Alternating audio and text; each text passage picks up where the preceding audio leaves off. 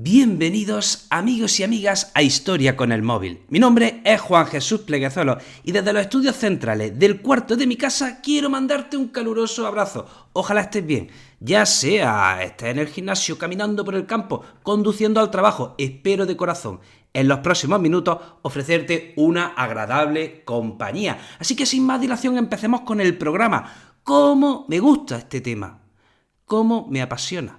Ya lo dije capítulos atrás, dedicaría 100 episodios a hablar solo de esto. Es una época de la historia en la que me quedaría congelado. Si yo ahora tuviese una máquina del tiempo, sin duda alguna, me iría aquí, a esta época de la historia, y me quedaría allí. Estamos hablando de nuevo del Renacimiento. Vamos a hablar del Renacimiento, una época que me entusiasma mucho, sobre todo porque es una época de optimismo, una época en la que había fe en el hombre. Se consideraba que el ser humano era una creación hermosa, perfecta, una creación digna de admirar. Y los humanistas admiraban al ser humano, eran fans del ser humano. Y es lo contrario a lo que vivimos hoy día, ¿verdad? Hoy día vivimos una época en la que hay pesimismo, desconfianza, no se confía en el ser humano. No me gusta, sinceramente. No me gusta ese mal rollo, no me gusta esa toxicidad. En cambio, lo del Renacimiento es otro cantar. Entonces, ¿de qué vamos a hablar hoy? Vamos a hablar de los Medici. Y es que vaya familia los Medici. Vamos a hablar de una familia que, ojo, da lugar y crea el Renacimiento, porque seguramente no hubiera habido Renacimiento sin los Medici. No hubiera existido un Botticelli, un Miguel Ángel, un Leonardo sin los Medici. No hubiera existido un Brunelleschi sin los Medici. Son los Medici la familia hacedora y propulsora del Renacimiento. Y en cambio, son los Medici también los que dividen a la cristiandad. Son los Medici también los que, por ciertos errores, provocarán guerras que asolarán Europa. La misma familia que impulsa el Renacimiento, es la misma familia que impulsará la división de la cristiandad. Estamos en 1410. Un expirata llamado Baltasar Cosa se presenta en Florencia. Un expirata. Tenía ansias, quería llegar a lo más alto. Resulta que en el año 1410 la Iglesia Católica se divide y hay un cisma, el llamado cisma de Occidente. Y se llegan a nombrar hasta 3 papas simultáneos. Y este Baltasar Cosa quería llegar a lo más alto. ¿Y cómo lo hace? Pues pidiendo dinero. ¿Y a quién le pide dinero? A un tal Juan de Medici. Era un pequeño banquero que por aquel entonces empezaba a crear su negocio, empezaba a hacer fama, empezaba a crear su imperio. Y este banquero sabía muy bien que una manera de fortalecer su imperio y su banco era aliándose con el poder político, o en este caso con el poder religioso. Al caso es lo mismo. Este banquero sabía que lo mejor era empezar a dar favores a los poderosos. De esta manera, Juan de Medici le da ese préstamo a este expirata, Baltasar Cosa, y con el dinero que consigue este expirata, nada menos y nada más que Baltasar Cosa es nombrado papa. Es nombrado papa con el título de Juan XXIII. Ojo, sí, es nombrado papa, técnicamente fue nombrado papa, pero estamos, repito, en el cisma de Occidente y con el tiempo sería conocido como el antipapa. Porque, repito, llegó a haber 3 papas simultáneos. En otras palabras, no fue el auténtico papa, pero oye, ahí que tuvo su título. Entonces, Juan de Medici gobierna hasta el año 1429. Fue durante un poco tiempo nombrado gonfaloniere de Florencia. Esto es lo que había escuchado el capítulo que dedicamos a la Florencia del Renacimiento. Ya sabemos que en Florencia era una república gobernada por comerciantes. Esto es fascinante. O sea, en una época donde Europa estaba gobernada por señores feudales, en Florencia, y en la península itálica, pero más en Florencia, se crea una república gobernada por comerciantes. Pues En el centro de Florencia estaba el ayuntamiento, o allí llamado signoría, y en la signoría había un gobierno, ¿vale? Compuesto de 9 miembros. 8 de ellos representaban a los distintos gremios de la ciudad. Y digamos, el jefe de ellos era el gonfaloniere. Y todos estos cargos eran rotativos. Bueno, pues Juan de Medici llegó a ocupar por poco tiempo el cargo de gonfaloniere, pero él quería estar en la sombra. Él no quería estar en primer plano. A él le gustaba mandar con su dinero y desde atrás. El caso es que, bueno, Juan de Medici muere y le deja el cargo a su hijo Cosimo de Medici. Este sí toma las riendas. Este sí se pone en primer plano. Este sí adquiere cargos políticos. Este no solo era banquero, sino que además quería los cargos políticos. Pero ya saben cuán poderoso era, que por supuesto le surgieron enemigos. Y tenía una familia enemiga que eran los Albizzi, que eran otros banqueros. ¿Y qué hicieron los Albizzi? Pues una conspiración contra los Medici, y detuvieron a su familia y detuvieron a Cosimo de Medici. Lo metieron en la cárcel. Pero Cosimo de Medici, desde la cárcel, soborna a sus captores y huye. Huye de Florencia. Y quedó Florencia en manos de los Albizzi. Pero Florencia se hunde. Así que la fama de los Medici empieza a aumentar. Se empieza a crear el mito de los Medici, porque los Albizzi estaban arruinando Florencia, de manera que el pueblo pide la vuelta de los Medici. Cosimo de Medici regresa ya con todo el poder y detiene a sus enemigos, los Albizzi, y Cosimo se queda, pues digamos, en solitario. Y oye, madre mía, este Cosimo de Medici impulsa y patrocina el trabajo, por ejemplo, de un tal Filippo Lippi. Patrocina el trabajo de un tal Donatello, que esculpe esa maravillosa obra llamada el David de Donatello. Y también tenemos a un artista. Yo soy fan de este artista. O sea, es que este artista, o sea, me tiene muy loco.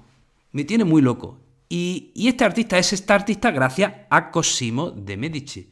Estoy hablando del increíble, incansable e infatigable Brunelleschi. Filippo Brunelleschi. Porque ya saben que la historia de Brunelleschi es de loco. O sea, en 1401 pierde un concurso frente a Ghiberti para esculpir las puertas del baptisterio de Florencia, y Brunelleschi no se arredra, no se rinde. Se va a Roma y estudia arquitectura y vuelve 20 años después a Florencia, y resulta que los florentinos se habían venido bastante arriba. Los comerciantes habían dicho, aquí no hay, nuestro límite es el cielo, y construyeron una catedral demasiado hermosa, demasiado grande, pero cuando estaba ya terminada dijeron, ups, que nos falta la cúpula, cáspita, que el crucero de esta catedral es demasiado grande, ¿cómo cubrimos esto? Repámpanos, rayos y centellas. Habían hecho una pedazo de catedral, pero no sabían cómo diablos terminar la cúpula, y en estas que se presentó Brunelleschi con un proyecto que no quiso desvelar. Ojo, Brunelleschi no llega a desvelar su proyecto al jurado, por miedo a que no le creyesen. Y aquí viene esa famosa leyenda en la que Brunelleschi retó al jurado a poner un huevo de pie. El jurado dijo, eso es imposible, un huevo no se puede poner de pie. ¿Y qué hizo Brunelleschi? Puso el huevo rompiendo la base del huevo. Y le dijeron, eso es muy fácil. Y así dijo Brunelleschi, sí, pero ninguno lo habíais pensado. Y con esa estratagema se dice que Brunelleschi ganó al jurado, y el jurado confió en Brunelleschi para que construyese la cúpula, que finalmente construyó. Estamos hablando de la cúpula de la Catedral de Santa María de las Flores en Florencia. Bueno, pues este era el tal Cosimo de Medici. Muere en 1464, le sucede su hijo Cosme de Medici, que está durante poco tiempo y además sufre un golpe de estado. Y ya en 1469 le sucede el grandísimo Lorenzo el Magnífico. Y ya verán que si era magnífico, grande, monumental. Este es otro de los grandísimos precursores del Renacimiento. Pero Lorenzo el Magnífico pues también tenía enemigos más grandes quizá que los de su abuelo.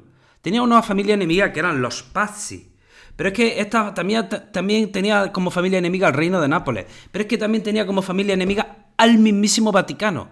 Tanto es así que en 1478 hubo una conspiración para matarlo y en mitad de una misa unos asesinos se lanzaron a por él y acabaron matando al hermano, no a Lorenzo. Lorenzo escapó. Entonces, ¿qué sucedió? Que hubo una purga y Lorenzo el Magnífico persigue a todos sus conspiradores y los ejecuta de manera pública. Pero es que entre sus conspiradores estaba el mismísimo Vaticano, así que Lorenzo el Magnífico se enfrenta al Vaticano y están a punto de hacerle la guerra. El Vaticano y el Reino de Nápoles está a punto de lanzarse a la invasión de Florencia. Y Lorenzo el Magnífico tiene que viajar hasta Nápoles para firmar la paz y las negociaciones, de manera que consigue la paz y consigue salvarse de la invasión. Y con este Lorenzo el Magnífico, este Lorenzo el Magnífico patrocina a unos artistas tales como Botticelli, Leonardo da Vinci. Este Lorenzo el Magnífico tenía tanta pasta que crea una escuela de bellas artes y allí de pequeño vio un chaval que lo estaba petando, ese chaval anunciaba cosas grandes. Y Lorenzo el Magnífico le dijo a ese chaval, tú, vente a vivir a mi palacio, lo vas a tener todo, dedícate solo a pintar, esculpir y a dibujar arquitecturas, que es lo que a ti te gusta. ¿Cómo se llamaba ese chaval? Pues se llamaba un tal Miguel Ángel. Miguel Ángel se crió en el palacio de Lorenzo el Magnífico con los hijos de Lorenzo el Magnífico. Miguel Ángel fue casi, un hijo adoptivo de Lorenzo el Magnífico, fíjense. O sea, es que si no se le llega a parecer a Miguel Ángel Lorenzo el Magnífico, pues no sería Miguel Ángel. Sí que tenía talento, pero Lorenzo el Magnífico ya tuvo que tener ojo para fichar a ese niño e impulsar su carrera desde que era un chaval. Bueno, pues Lorenzo el Magnífico en sus últimos años se estaba gastando tanto dinero en empresas, en obras de arte, en patrocinar artistas, que se está arruinando, y rápidamente decide que la mejor manera de que su estirpe no desaparezca es colocar a sus descendientes, ¿dónde? En la curia, en la Iglesia Católica. De manera que coloca a un sobrino y a un hijo en los puestos cardenalicios. De manera que ya los tentáculos de los Medici se expanden y van un poquito más allá. Los últimos años de Lorenzo el Magnífico tuvieron que ser amargos, porque había un sacerdote radical llamado Savonarola que predicaba una versión del cristianismo absolutamente radical, intransigente, fanática, esa es la palabra. Y dice la leyenda que Lorenzo el Magnífico, antes de morir, llama a Savonarola, a este clérigo, para que lo confiese. ¿Y qué hace Savonarola en sus últimos momentos? Lo condena. Así parece que murió Lorenzo el Magnífico, condenado por el maldito hijo de Savonarola. Ese tuvo que ser el final del hombre que alumbró, patrocinó y apoyó a los mayores artistas de la historia. Y muere Lorenzo el Magnífico, le sucede durante poco tiempo su hijo Pedro II de Medici, y ya le llegó el momento al malvado, al terrible, al sin escrúpulos Savonarola, que vio su momento de implantar en Florencia un régimen integrista, un régimen radical. Para Savonarola todo lo que habían hecho los Medici era el mal. Era una absoluta desviación de la palabra de Dios. Y ahora Savonarola se ve por fin con el poder en mando, por fin ya no están los Medici en el poder. ¿Y qué hace Savonarola? Pues construye un régimen absolutamente fanático. Por ejemplo, se persiguen a las prostitutas, se persiguen a los homosexuales, se les condena a muerte. A Jesucristo lo declara rey de Florencia y llega a organizar en la plaza pública una hoguera donde se queman obras de arte, donde se queman todos los objetos que hiciesen referencia a los Medici. A esa hoguera se le ha llamado la hoguera de las vanidades. Y mientras tanto, Miguel Ángel, sigue haciendo su obra, sigue por Florencia, va de Florencia a Roma, de Roma a Florencia, va allá donde lo contraten. Miguel Ángel, hay que decir que el régimen de Savonarola llega hasta 1498. Menos mal, solo 4 años. Solo 4 años duró el régimen de Savonarola. Y poco después, los Medici ya no están en Florencia, se les ha expulsado. De hecho, ahora en Florencia hay animadversión hacia los Medici. Es lo que pasa, ¿no? Cuando alguien está débil, pues pierde su apoyo y la gente se vuelve en contra de los débiles. Nadie apoya a los débiles. Eso es así. Cuando alguien está en posición de debilidad, pierde todo su apoyo. Y así le pasó a los Medici. En un momento de absoluta debilidad, expulsados de Florencia, además tienen la animadversión del pueblo de Florencia. Y resulta que Miguel Ángel, en 1504, termina otra de sus grandes obras, el David de Miguel Ángel, que se acaba colocando en la Plaza de la Señoría. Y en ese momento, que los Medici están fuera, el David adquiere, hay quien dice que la connotación del David de ese momento era Florencia contra los Medici. Hay quien dice que no, que es Florencia contra los grandes reinos, contra Nápoles, contra el Vaticano, contra Francia. Pero parece ser que en este momento ese David representaba la animadversión contra los Medici, que en este momento estaban fuera de Florencia. Poco después Miguel Ángel fue llamado a Roma por el Papa Julio II. Y el Papa Julio II le dijo, constrúyeme una tumba inmortal. Y en esa tumba se construye el famoso y grande y monumental Moisés. Se esculpen a las hermanas Raquel y Lía. Se esculpen también a unos esclavos. Pero cuando la tumba estaba a media, al Papa Julio II se le metió en la cabeza, ¡Miguel Ángel, para! ¡Para, detente! Detente que tengo otro encargo. Y Miguel Ángel, pero espérate, hijo mío, si tengo ya tu tumba terminada. Que no, deja eso ahora mismo. Y le encargó que pintase la bóveda de la Capilla Sixtina. Ojo, Miguel Ángel se consideraba más escultor que otra cosa. Él hubiese sido feliz terminando la tumba del Papa Julio II, pero oye, por sus narices que el Papa le dijo, deja eso y píntame la Capilla Sixtina. Menos mal, ¿verdad? Menos mal. En este caso hay que reconocer que el Papa nos hizo un favor poniéndose pesado, porque gracias a eso la humanidad tiene esa obra de arte. Y bueno, llegamos al año 1513 y aquí aparecen los dos retoños de Lorenzo el Magnífico que habían sido colocados en la curia vaticana. Estamos hablando de Giovanni de Medici, que fue nombrado Papa León X. Repito, en el año 1513, quien fue hijo de Lorenzo el Magnífico, Giovanni de Medici, asciende al papado bajo el título de León X. Y atentos, que este papa tuvo una peculiar manera de celebrar su ascenso al trono. Resulta que al Papa León X, Medici tiene la genial idea de, para celebrar su triunfo, manda a pintar de oro a un bebé. Quería representar, pues no sé, el nacimiento de Jesús, el nacimiento de una nueva era. Vete tú a saber qué estaba en la cabeza del Papa León X. El caso es que unos meses después, este niño muere envenenado por el oro. Esta noticia, bueno, pues pasó de largo y no se le dio importancia en aquel momento. Pero así empezó el así empezó el papado de León X.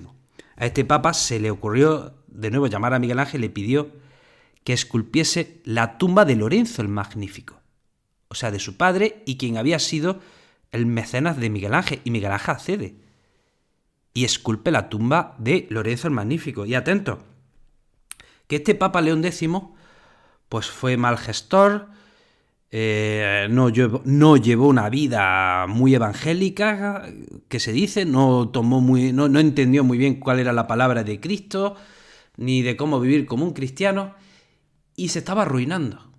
Este papa estaba arruinando a la Iglesia Católica, y se le ocurrió lo siguiente, que es vender indulgencias.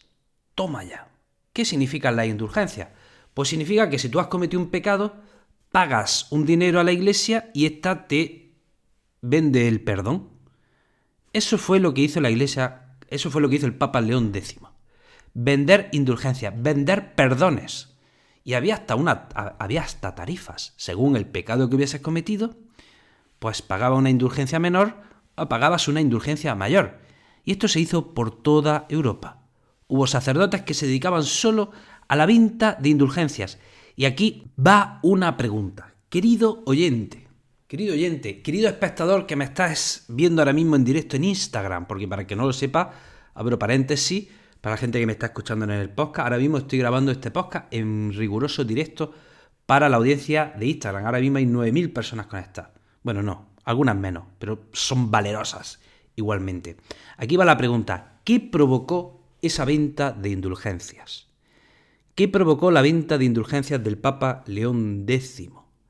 ¿Qué señor, lo pregunto de otra manera, atentos para el chat de Instagram, qué señor protesta fervientemente frente a esa venta de indulgencias? No oigo nada, uy, en el Instagram no me están diciendo nada, me voy a enfadar, la gente que me está escuchando en el podcast no oigo. ¿Qué señor protesta fervientemente frente a la venta de indulgencias? Pues un tal sacerdote alemán llamado Martín Lutero. Martín Lutero, este sacerdote alemán, protesta y dice, no, o sea, ¡qué barbaridad! ¡Qué barbaridad! ¿Qué es eso de vender perdones? ¿Dónde está eso en el Evangelio? Esto es corrupción pura y dura. Así que este sacerdote alemán publica sus 95 tesis en Wittenberg, 95 tesis que se difunden rápido gracias a la imprenta, al invento de la imprenta, y efectivamente hay un movimiento contra esa venta de indulgencias, porque eso era corrupción pura y dura. Y atención, el Papa León X reacciona de una manera muy inteligente, nótese la ironía, que es excomulgando al sacerdote Martín Lutero. Y dice Martín Lutero, ah, sí, muy bien, pues me separo de la Iglesia. Y ya tenemos el cisma montado. Ya tenemos la división de la cristiandad.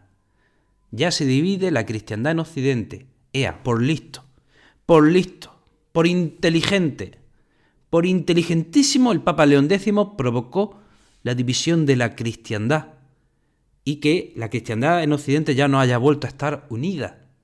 Todo por la maldita venta de indulgencias. ¡Qué puñetera barbaridad!, ¿verdad? Pues bien, llegamos al año 1523 y viene otro papa, Clemente VII, que era también sobrino de Lorenzo el Magnífico. Así que aquí tenemos a otro Medici. Aquí hay otro Medici y bajo su papado sucedió una catástrofe. Bajo su papado sucedió una catástrofe que también tuvo desastrosas consecuencias. Resulta que en el norte de Italia estaban las tropas españolas, luchando contra Francia. Pero esto que las tropas españolas no están recibiendo sus honorarios. No estaban recibiendo su sueldo, lo que se les había prometido. Así que los soldados españoles enfurecieron y tú imagínate, o sea, un ejército sin cobrar la paga. ¿Qué puede hacer un soldado profesional armado que no cobra su paga? Efectivamente, saquear lo que tenga por ahí a mano. Y a estos soldados españoles no tuvieron otra mejor idea que ir a saquear pues Roma. Fueron a saquear la mismísima Roma, la ciudad santa, la ciudad eterna, la ciudad de Dios. Pecadores, ¿cómo se atrevieron a saquear la mismísima Roma? En 1527, estas tropas españolas, también alemanas, fueron y saquearon Roma, lo que provocó una auténtica convulsión en el momento. Que se saquease Roma, eso era una cosa absolutamente inconcebible. O sea, repito, Roma era una ciudad santa, era la ciudad santa, por excelencia. Allí estaba el representante de Dios en la tierra. Y de repente unos bárbaros españoles la saquean durante 3 días. Además, la saquearon por puro enfado, porque no estaban cobrando su honorario. Y esto provocó una absoluta convulsión en el cristianismo. De hecho, años después, otro papa le pide a Miguel Ángel, oye, píntame el juicio final que también está en la Capilla Sixtina. Y si tú comparas la bóveda de la Capilla Sixtina con el juicio final, que están, repito, en la misma capilla, vas a observar que ese juicio final transmite absoluto pesimismo, terror, angustia, porque todo había cambiado. Todo había cambiado. Que se saquease Roma iniciaba una nueva era. Se acabó el buen rollo, se acabó el optimismo, se acabó la fe en el hombre. El saqueo de Roma marca el inicio de una nueva era donde ya todo se va a ver de otra manera y se va a ver peor, con más pesimismo. Y resulta que este saqueo de Roma pues entristeció mucho al emperador Carlos V. Esto no fue ordenado por el emperador Carlos V. El emperador Carlos V vistió de luto para pedirle perdón al Papa. El emperador Carlos V se disculpó, se sintió mal por lo que habían hecho sus tropas. Pero el Papa también se asustó de Carlos V. El Papa también se empezó a ver con miedo a Carlos V, porque estamos hablando del emperador más poderoso de la época, cuyas tropas acaban de saquear Roma.